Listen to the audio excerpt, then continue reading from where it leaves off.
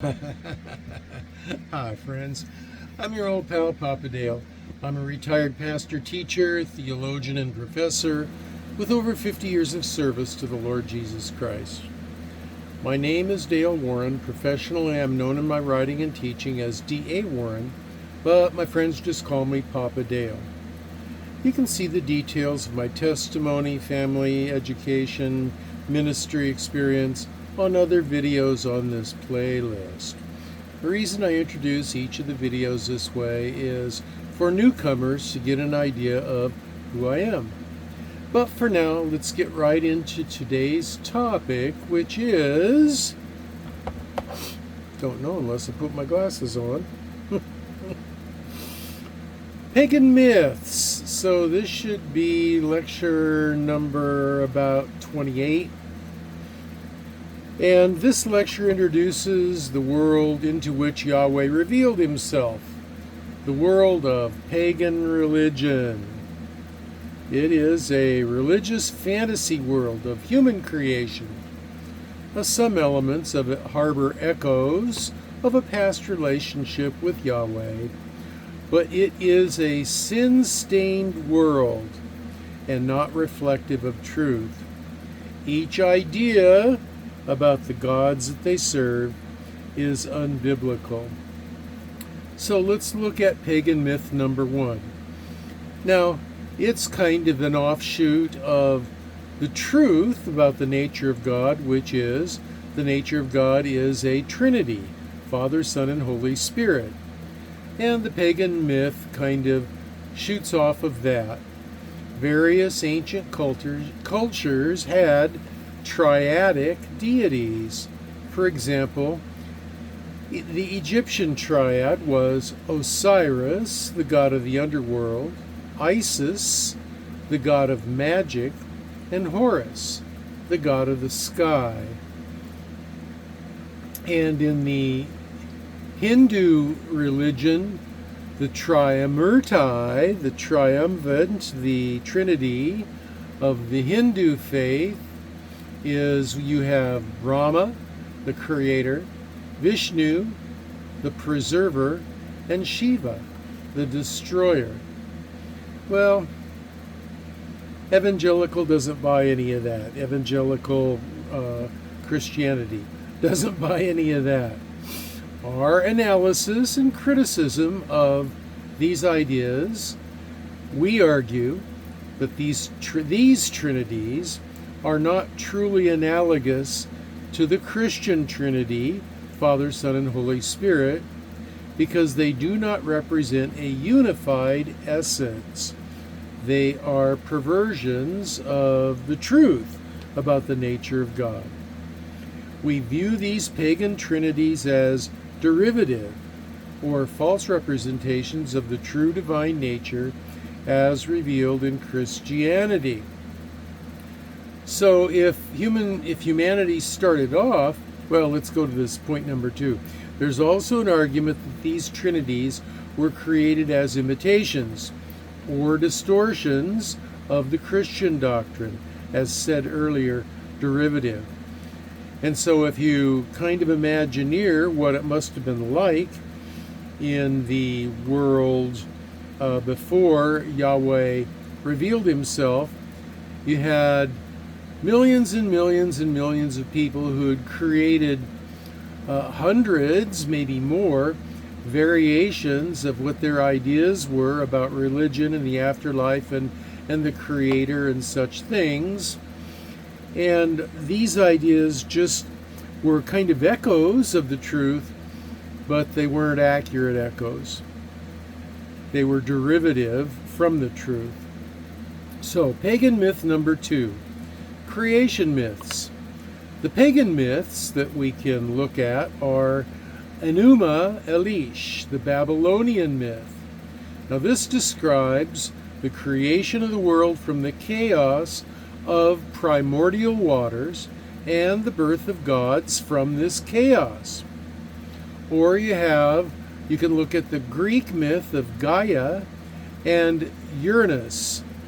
Now this describes the emergence of the world and gods from the primordial beings Gaia and Uranus. Evangelical Christianity analyzes this and criticizes it this way.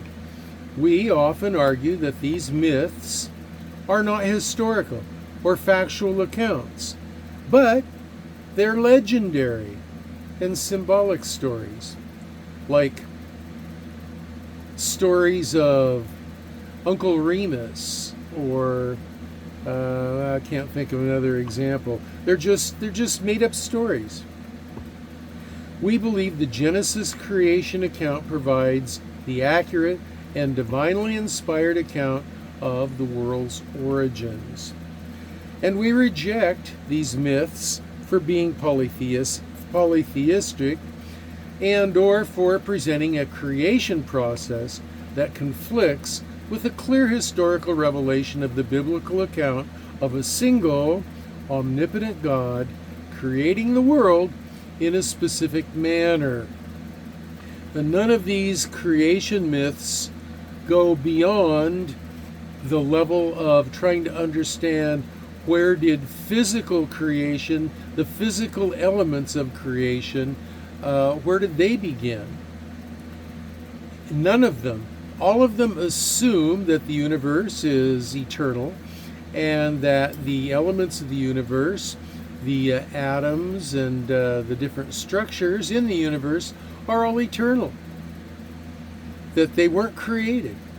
And of course we know from science that that's not true, that all of those elements are headed towards a heat death because of entropy, and that if you run the movie backwards, you go from where we are now into some kind of origin point. And so the universe as it exists now is not eternal. Then we go to pagan myth number 3, the hero's journey.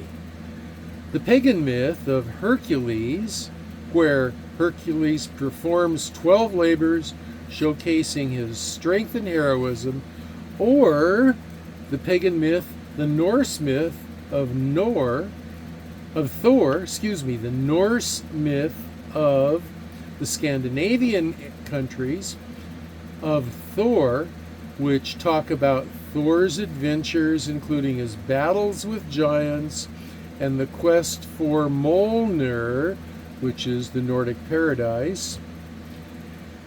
We don't believe any of those either. And the evangelical analysis and criticism of these things are: we evangelicals view these myths as entertaining maybe, or moral stories, but not as historical events. We argue that such myths are human constructs designed to teach moral lessons rather than embodying divine truth or reveal actual history. We often stress that Christian teachings focus on real historical events and divine revelation rather than mythological heroism. Then we can look at pagan myth number 4, the flood myth. Everybody's got a flood story. You go to any civilization, any culture, anywhere in the world, the most isolated cultures, and they all have a flood story. Why is that? Well, evangelicals believe it's because it is an echo of the fact that there was a worldwide flood, only their version of it is highly inaccurate. But let's look at what we have in our notes. The pagan myth of the flood story, the Epic of Gilgamesh, which is Babylonian. This features a great flood sent by the gods to destroy humanity with a hero named Utnapishtim, who survives by building a boat. Boy, that was a mouthful, wasn't it? Utnapishtim, who survives by building a boat. Evangelical criticism and analysis and criticism of these ideas is we evangelicals claim that the biblical flood narrative, which is in truth comes from Noah's flood, is the true historical account, and that other flood myths are derivative and distorted versions. We argue that the biblical account is unique in its moral and theological implications and provides a historical basis that pagan myths lack. Moving on to pagan myth number 5, talking about death and resurrection. The pagan myth about death and resurrection involves, in the Greek pantheon, a god Adonis, a youth loved by the goddess Aphrodite. Well, Adonis dies and is resurrected annually, symbolizing the cycle of seasons. Now, in the Egyptian death and resurrection myth, Osiris is killed and resurrected, and he represents the cyclical, easy for you to say, he represents the cyclical nature of life and death. Now, evangelical analysis and criticism says, we evangelicals often see these myths as pale imitations of the resurrection of Jesus Christ, which we view as a unique, historical, and transformative event with theological significance for salvation. We argue that these pagan stories lack the salvific power and divine truth that we attribute to the actual resurrection of the actual Jesus of Nazareth. And so, moving to pagan myth number 6, the afterlife beliefs. The pagan myth of the Greeks was in a place called Elysium. This was a paradise for the virtuous in the afterlife. In the Roman religious idea, this place was known as Hades, the underworld, where all souls go after death with varying living conditions based on the virtue of their lives. Well, evangelical analysis and criticism of these ideas, we evangelicals reject these concepts of the afterlife as inaccurate or incomplete.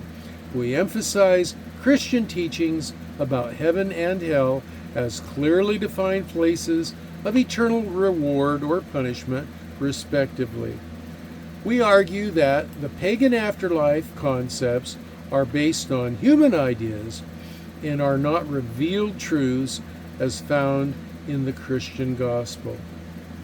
So, in summary, these are just some of the man-made myths created to fill the gap of a creator despised and withdrawn. And I will say that every pagan myth from every culture is incorrect, inaccurate, and is derivative from the truth. These myths have an echo coming from a long distance past that echo a little bit of the truth, but it's a twisted, warped, and corrupted truth that we've received in our period in history. Evangelical criticism of pagan myths often centers on the belief that these myths are, of course, false, incomplete, misleading, or derivative compared to the truths of Christian doctrine. We argue that the Christian worldview is the only worldview that offers a unique and historically grounded account of divinity, creation, salvation, and the afterlife. This has been your old pal, Papa Dale, in 2024, and I'm going to sign off for now and say, God bless you. I pray that you will be well and be blessed.